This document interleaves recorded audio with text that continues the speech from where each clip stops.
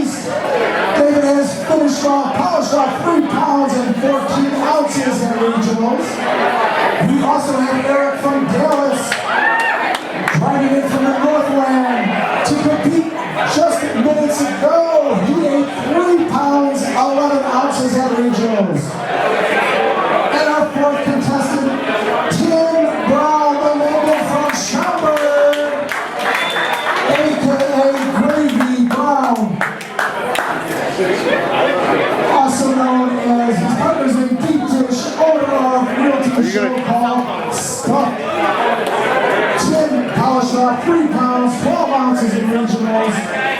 We are ready. Are you guys ready? Sorry, I got a video, folks.